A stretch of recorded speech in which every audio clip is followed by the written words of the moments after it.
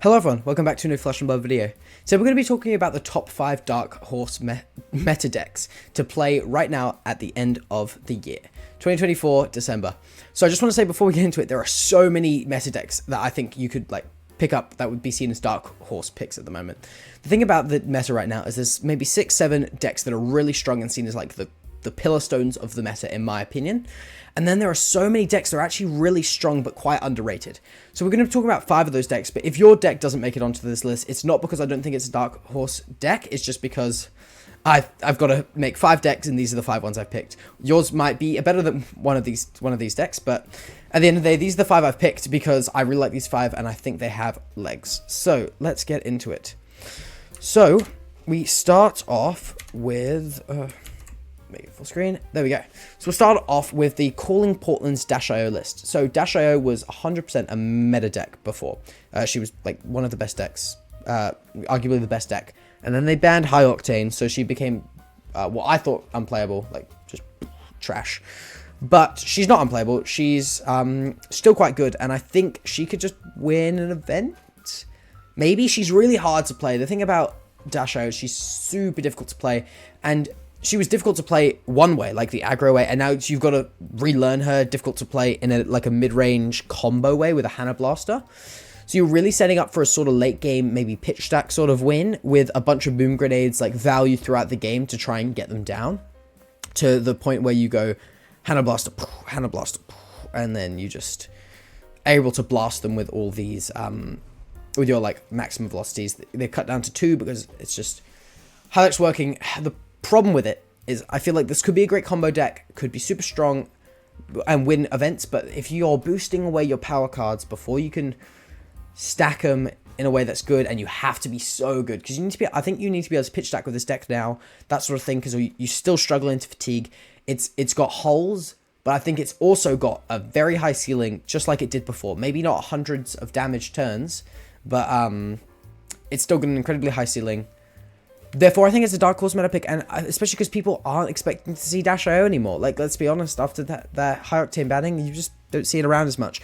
So I think it's still a Dark Horse meta pick, and you can probably pick it up and win some games with it. And I think you should give it a go, especially because it's quite an inexpensive deck at the moment, only 620 New Zealand dollars, and New Zealand dollars are basically worthless. So, yeah. Moving on to KO. So KO... at the very beginning of the Rosetta meta, people were like, yeah, KO's still S tier, you know? He's still really, really strong. You should just play KO because his numbers are just amazing. And then he didn't really win anything. He didn't really do shit. And he was kind of off to the side, I'd say. But I still think he's really strong. He's got all these generics that are 6 attacks, and they're all super relevant on hits. All 4 of those cards are relevant, and then you've just got the insane numbers with Blood Rush Bellow, and just Might on Command and Conquer, man. Might on Command and Conquer. Some of the best equipment in the game. It's... I can't say I love playing this deck, because I like synergy, I like fun things, I like Bolton. But this is all numbers. It's all just KO, just smashing face, basically. And I think it's a great pickup. I do think you should play this deck, and I can't believe I'm putting it on the Dark Horse meta list. Maybe I shouldn't be. Maybe this should be in the top 5 decks. That's my opinion. The thing is about the meta is it's very synergy based with all the transcending and the misfail heroes, those dirty things. So just numbers is struggling to win games at the moment against some incredible synergy. But I still think it has a good matchup spread. I think it beats up Enigma. I think it really beats up Enigma, like... especially with the Phantasm versions with a little bit more Phantasm attacks. I just think it beats up Enigma. Because the Go Again, it just beats up Enigma, guys. Yeah, fuck that shit. Enigma sucks, bro. One of the worst heroes in the game right now. No. But yeah, play KO because his numbers are great and his damage is high. He's not too difficult to pick up. He has a little bit of that problem of discarding the good cards, and that's why he's not an S tier deck in my opinion, because I care about consistency in Flesh and Blood. That's like my metric for judging everything is... in Flesh and Blood, I'm not the greatest player on paper, but I'm good at theory in Flesh and Blood, and theory is where I thrive, and that's why consistency wins every theory game ever.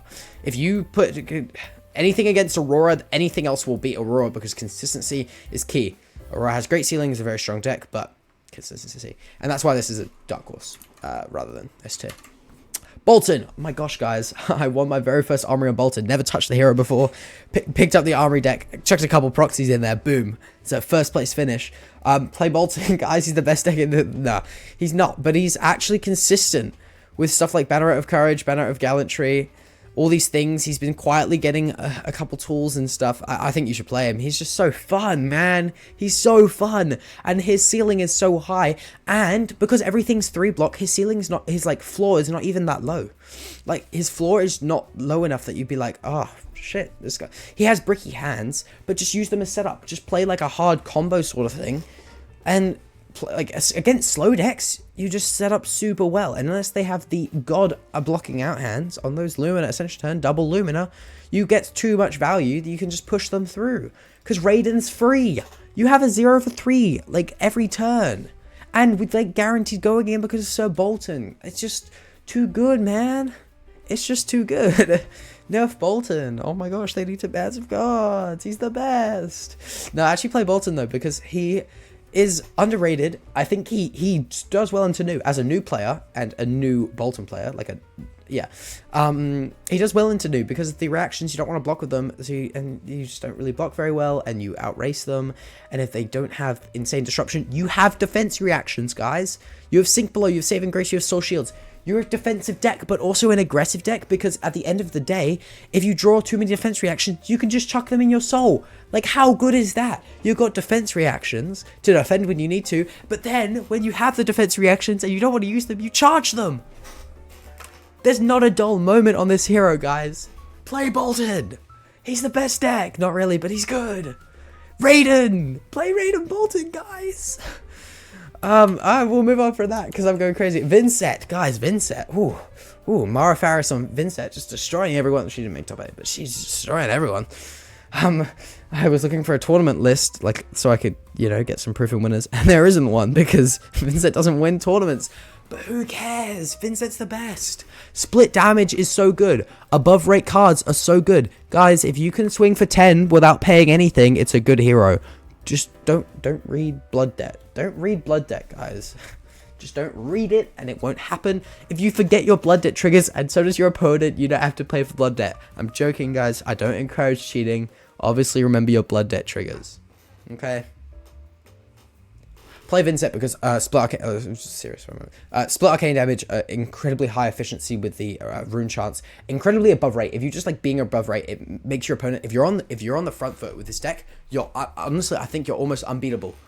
Because if you start tempo, you're just taking their hand every turn with insane damage. You win these. Why did they print this card? Why did they print this card? This card is so good in this deck. So good. Ugh. Oh my god, the rune chance is so important to block in this deck, and then they print this stupid card, man. Oh, fuck off. I can't believe they printed that card, man. Yeah. Okay, we move on from Vincent, because I'm too upset about Succumb to Temptation. It's so stupid. Acilio, guys. Okay, so this is what I meant. This is what I was referencing when I said, guys, I've actually only picked 5 decks, and your deck might not be on here because I wanted to put Acilio on this list. The only reason your deck's not on here is because I want Acilio. If you're a Dorinthia player, that's a Dark Horse deck, but I did it in November and I want Acilio on this list. You can't argue with that because Acilio made day 2 and Jarl didn't. Okay, calling Kuala Lumpur 5 Jarls, 4 Acilios, 0 Jarls make day 2, but 1 Acilio does. Jarl's an easy deck as to play. This is like the hardest deck in the game to play. So clearly, there's a better hero, and it's Acilio. Yeah, I mean, fuck Wizards, man. I was a Wizard player forever. Fuck Wizards, but this guy, I respect this guy.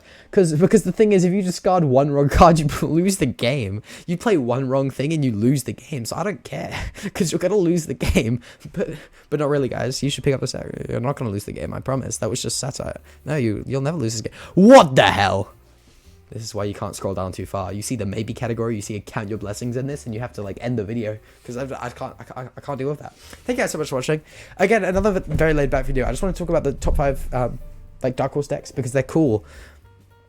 Yeah, I mean, cool decks, man. Why would you not want to play cool decks? They're also strong, and I think they could actually top 8 events, and Acilio's definitely winning the Calling Christchurch, because I want to play Acilio. No, I'm not. I'm playing Bolton, because he's the coolest, man. He's the coolest. Okay, thank you so much for watching. Please like and subscribe, because then we can grow our community, so find out if we're going to be the best player in the world. Not me, but you.